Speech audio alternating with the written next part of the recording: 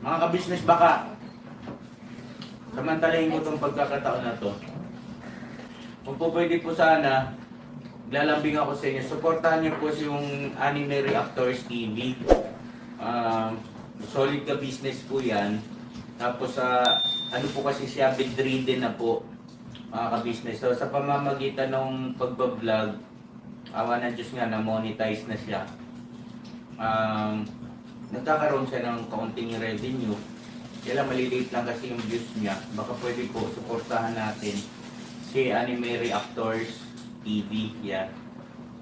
Pero bedridden na po siya. Kaya mapapansin nyo yung at least na mukha niya, pinapakita niya. Cartoon character. Portahan po natin yan, Anime Reactors TV.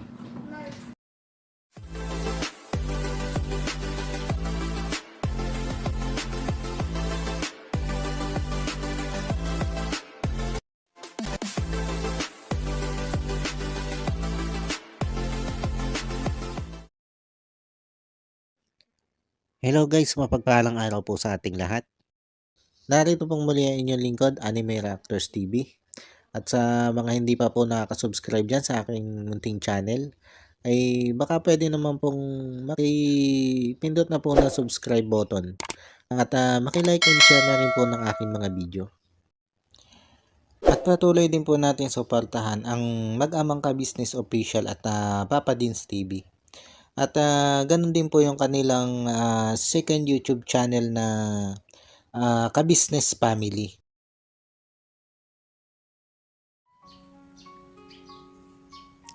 Yung panibagong araw, panibagong reaction ulit po tayo mga ka-business, mga kapapi. At for today's video po ay gawin po natin na reaction. Itong muli na naman pagtatagpo ng labong. O nitong si Kayla at nitong si Kuya Bong. At ito nga po mga ka-business, mga papi. Nitong nakaraang araw lang ay dinalaw nitong sila ka-business. Itong si Ate Kayla. At ito nga po ay pinuntahan nila dito sa pinagtatrabaho niya dito sa garments. At sa kabutihan palad naman ay nakausap nila itong si Ate Kayla. At ang una napansin dito ni ka-business ay ang pamamayat nito si Ate Kayla. Nakitang-kita naman talaga po natin mga ka-business, mga kapapi, kung ano yung pinagkaiba ng pangangatawan nito si Ate Kayla nung panahong ito ipinapagamot nila dito kay Dr. Vincent. At kung ano yung katawan niya sa ngayon. Sa ngayon kasi mga ka-business, mga kapapi, ang nakikita natin dito kay Ate Kayla ng pangangatawan ay katulad nung pangangatawan niya nung una itong makita ni Papa Dins, na kung saan ay siya'y nangangalakal doon sa may tabing ilog. At kung mapapansin din natin mga ka-business, mga kapapi, yung itsura ngayon ni Ate Kayla ay tila ba malayo doon sa itsura niya noong siya'y maganda pa yung katawan, noong siya'y mataba pa. Na parang kung titingnan mo, parang tumanda itong si Ate Kayla eh. Parang naging haggard. At kapansin-pansin din mga ka-business, mga kapapi, na ito si Ate Kayla ay laging tulala. Na kahit nga ito'y kinakausap nito si ka-business, mapapansin mo na nakatulala siya. Na tila ba malalim o malayo yung kanyang iniisip. Na minsan nga kinakawayan pa ito ni ka-business sa harap niya o sa harap ng kanyang muka para mawala yung pagkatulala, para bumalik yung atensyon nito si Ate Kayla doon sa pag-uusap nila. May mga tanong kasi dito si ka-business na mapapansin natin na itong si Ate Kayla habang tinatanong nito si ka-business ay nakatulala. Yun bang tipong parang lagi siyang lutang na napakalalim ng kanyang iniisip? Yan yung nakikita natin dito kay Ate Kayla. Kaya dito mga ka-business, mga papi, ay sinubukang kumbinsihin itong si ka-business na magpagamot ulit itong si Ate Kayla dito kay Dr. Vincent o uminom ulit ng gamot na inirereseta nito si Dr. Vincent. Pumayag naman ito si Ate Kayla. Kaya lang, ay alam naman natin na ito si Ate Kayla ay oo lang yan ng oo. Pero depende pa rin sa kanya kung susundin ka niya o hindi. Kahit na nga siya'y sumang-ayon sa'yo. Kasi kung matatanda natin mga kabisnes mga kapapi, nung panahon pinapagamot pa ito ni Papa Dins kay Dr. Vincent, ay ganito din naman yung mga sinasabi nito si Ate Kayla. Pag pinapayuhan nito nila Papa Dins, nila kabisnes, lagi itong umuoo. Pero, ang ending, hindi din naman pala niya sinusunod yung mga payo nitong sila kabisnes at nitong si Papa Dins. At maging yung mga gamot nga na binibili sa kanya ni Papa Dins na nireseta ni Dr. Vincent ay hindi naman niya iniinom. Itinatapon lang niya isa-isa para masabi na iniinom niya yung mga gamot dahil hindi siya biglang nauubos, kundi utay-utay din yung pagkaubos ng kanyang gamot. Kaya lang, yun nga, pa isa-isa niya itinatapon yun. Buti na nga lang ay nakita nito sila Ate Criselda yung mga gamot na itinapon nito si Ate Kayla. At dito nga nabuking ito si Ate Kayla na hindi naman pala nito iniinom yung gamot, kundi yun nga po, itinatapon lang niya. At dito mga kabisnes mga papi, sa ginagawang ito ni Ate Kayla, ay nagpasya itong si Papa Dins na itigil na yung pagbili ng gamot. Dahil nga wala din naman ibibilin Papa Dins na ibibili ng gamot, hindi din naman iniinom, itinatapon din lang, ay di wala din. Sayang lang yung perang ibinibili ng gamot. Diba mga kabisnes mga papi? Tapos yung pagpapacheck up naman dito kay Dr. Vincent, kaya naman ito'y natigil, ay dahil din dito kay Ate Kayla. Dahil ito si Ate Kayla ngay ayaw nang sumama dito kay Papa Dins. Kahit nga papunta lang doon sa ka-business house ayaw na nitong sumama. Dahil feeling niya, pag siya dadalhin doon sa ka-business house, ay idediretso siya dito kay Dr. Vincent. Kaya ayaw niyan sumama. Ang isa kasing malaking problema dito mga ka-business mga kapapi, ay mismong itong si Ate Kayla. Ang tingin kasi nito sa kanyang sarili, wala siyang problema. Wala siyang sakit. Kumbaga hindi niya tanggap na siya may sakit pa. Ang tingin niya sa kanyang sarili ay wala na, okay na siya, magaling na siya. Wala nang kailangang gamutin para sa kanya.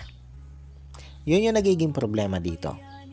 Kasi alam niyo po mga kabisnes mga papi, kung tanggap lang nito si Ate Kayla sa kanyang sarili na meron talaga siyang sakit, may kailangan gamutin sa kanya. Kung tanggap lang ni Ate Kayla ganon, madali po ito ipagamot. Kaya lang, ayun nga, maging siya sa kanyang sarili na hindi niya tanggap na mayroon siyang sakit.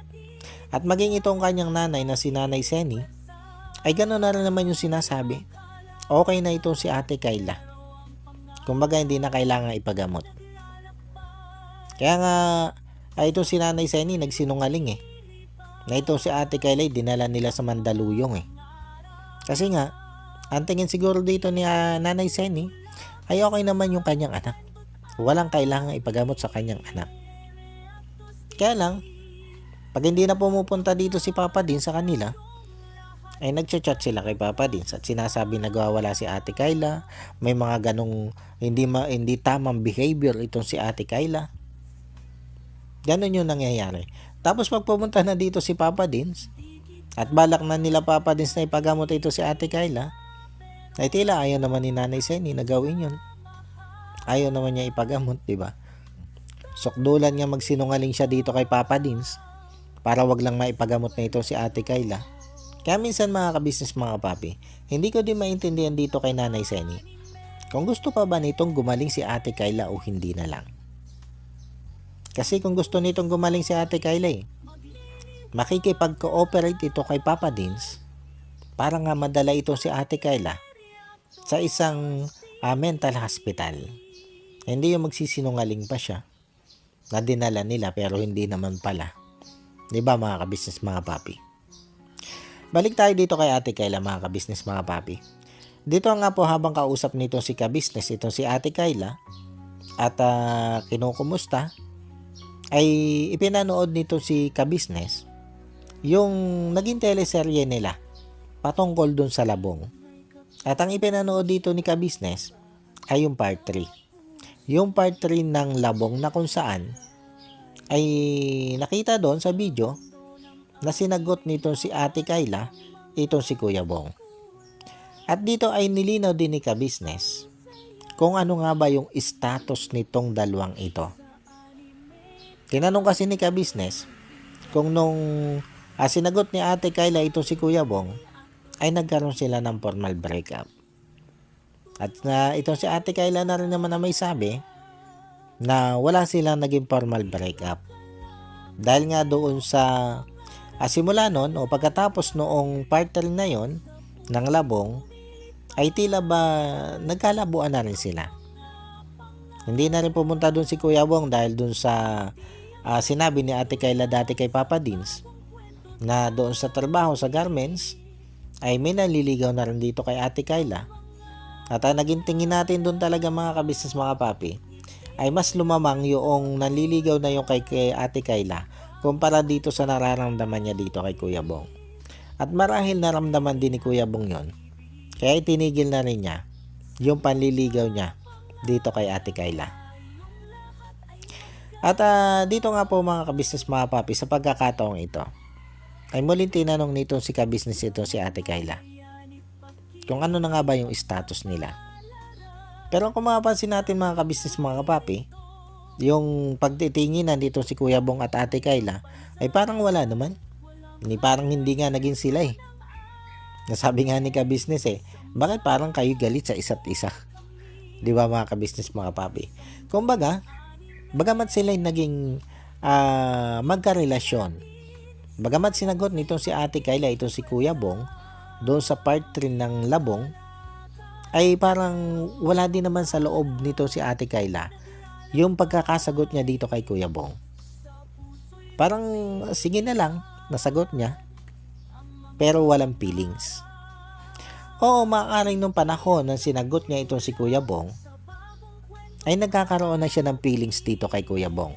Kasi nakita din naman natin mga kabisnes mga papi, nung panahong may teleserye pa o ginagawa yung teleserye nitong labong, nakikita nating napapalapit na ito si Ate Kayla dito kay Kuya Bong. At maaaring yun yung dahilan kung bakit niya sinagot itong si Kuya Bong. Pero after nga po nun, nung nagtuloy-tuloy na hindi na ulit sila nagkikita, kumbaga hindi na na-follow up yung patungkol dun sa ligawan nitong labong, ay yung kaunting feelings na nararamdaman nito si Ate Kayla dito kay Kuya Bong nung panahong yon ay utay-utay na ulit nawala. Kumbaga nawala na. Kaya sa muli nilang pagkikitang ito ay kapansin-pansin na tila ba simpleng magkakilala na lang sila at walang nangyaring sagutan o ligawan sa pagitan nilang dalawa. At para sa akin mga kabisnes mga papi, kung akong tatanungin dito, ay siguro hanggang dyan na lang muna sila. Hanggang sa pagiging magkaibigan na lang muna sila. Kasi nga, nakikita naman natin o malinaw naman sa ating lahat na itong si Ate Kayla ay hindi stable ang pag-iisip. At itong si Kuya Bong ay hindi din naman ganun ka-stable ang pag-iisip. Kumbaga, itong si Kuya Bong, alam naman natin na may pagkaisip bata ito. Hindi nito kaya magdala ng isang relasyon. At ito si Ate Kayla naman, sa panahon ngayon, ay ganon din yung nakikita natin. Hindi nito kayang magdala ng isang relasyon. Kaya kung magiging sila, ay parang wala akong nakikitang magandang patutunguhan ito. Lalo na nga ito si Ate Kayla ay magagalitin, bugnutin, nananakit pag siya'y nagagalit. Pag nangyari yan at naging sila ulit, at sinumpong ito si Ate Kayla, hindi malayong sakta niya si Kuya Bong at mauwi din sa wala yung kanilang relasyon. Sa tingin ko, kung talagang sila, mas maganda kung ipapagamot muna ito si Ate Kayla. Mas maganda kung magiging stable na ang takbo ng isip nito si Ate Kayla. Dahil itong si Kuya Bong nga, hindi nito kayang dala ng isang relasyon. Ay kung stable na ang utak nitong si Ate Kayla at talagang magkakagustuhan silang dalawa ni Kuya Bong, ay mas maganda, di ba? Dahil mahahandle nito si Ate Kayla yung kanilang magiging relasyon ni Kuya Bong. Kung sakasakaling sila talaga yung magkatuluyan. 'Di ba mga ka-business mga papi? Pero alam niyo po mga ka-business mga papi, ang isa nakikita ko dito kay Ate Kayla, kaya hindi niya ganun nagustuhan ito si Kuya Bong. Bagamat nakita nga natin na nagkaroon din siya ng kaunting feelings dito kay Kuya Bong, pero ang nakikita kong nagiging hadlang dito mga ka-business mga papi, kung bakit hindi niya talaga minamahal itong si Kuya Bong ng buong buo, ay kasi hindi pa siya nakaka-move on doon sa kanyang naging kasintahan na naging dahilan niya kung bakit siya nagkaroon ng ganitong depression. Dahil sa isang vlog kasi mga ka-business mga kapapi ni Papa Dins, ay natanong din ito ni Papa Dins kay Ate Kayla. Yung patungkol dun sa dati niyang karelasyon o dun sa dati niyang kinakasama. At inamin dito ni Ate Kayla na ganun pa rin. Ganun pa rin yung nararamdaman niya para doon sa kanyang dating kinasama. Kumbaga nandun pa rin yung kanyang pagmamahal. At tila ba nandun pa rin yung pag-asa niya na maaaring balikan siya nito. Bagamat itong lalaki na kinasama ni Ate Kayla dati ay may sarili ng pamilya. At malabo na. Malabo nang balikan pa ulit nitong lalaking itong si Ate Kayla. Lalo na nga't nakikita niya kung ano itong sitwasyon nga ni Ate Kayla na may diferensya na nga sa pag-iisip. At saka para sa akin mga ka-business mga papi, kung talagang desidido itong lalaking ito dito kay Ate Kayla, hindi na sana niya ito iniwan at hindi na sana siya bumuo ng bagong pamilya. Pero wala na may pamilya na siya Kaya malabo na talaga na balikan niya ito si Ate Kayla. Pero nakita natin dito kay Ate Kayla, sa mga sinabi nito si Ate Kayla, na parang umaasa pa rin siya na isang araw ay babalikan siya nung lalaking yun. At yan yung nakikita natin mga ka-business mga papi. Yan yung nakikita nating isa sa dahilan kung bakit itong si Ate Kayla ay hindi muling magmahal ng ibang lalaki. Dahil nga hoping pa siya. Hindi pa rin siya nakaka-move on doon sa lalaki na naging dahilan kung bakit siya na-depress. At sa tingin ko, o para sa akin mga ka-business mga papi, ay isa din ito si dahilan kung bakit para sa akin ay wag na lang munang ituloy ang tambalang labong. Siguro, ang pwedeng gawin dito nila ka-business nila Papa Dins, ay habang nagpapagaling ito si Ate Kayla, kung talagang papayag ito na ipagtuloy-tuloy o ituloy-tuloy yung pagpapagamot sa kanya at pag-inom niya ng gamot, siguro ay kung talagang gusto ni Kuya Bong ito si Ate Kayla, ay magsimula muna sila doon sa pagiging magkaibigan. At kung talagang seryoso naman ito si Kuya Bong, naligawan ito si Ate Kayla, siguro ay mas maging maboka pa siya. Mas maging magiliw pa siya dito kay Ate Kayla para mas mapaibig niya ito. Kasi kung gagaling ito si Ate Kayla at madidevelop ito kay Kuya Bong, ay wala namang masama mga ka-business mga papi. Walang masama. Basta stable na nga lang yung utak nito si Ate Kayla. Pero sa ngayon nga mga ka-business mga papi, para sa akin, wag na lang muna. Hanggang magkaibigan na lang muna sila. At kung mula doon sa pagiging magkaibigan ay ma-develop nga sila sa isa't isa, ay di go. Okay yun. Basta andun sila sa stage na talagang nagmamahalan silang dalawa. Hindi yung parang napilitan lang dahil pinaglalab team sila. Di ba mga ka-business mga papi? Yun lang naman yung para sa akin. Kumbaga opinion ko lang naman ito mga ka-business mga papi. Dahil yun nga po, nakikita ko dito.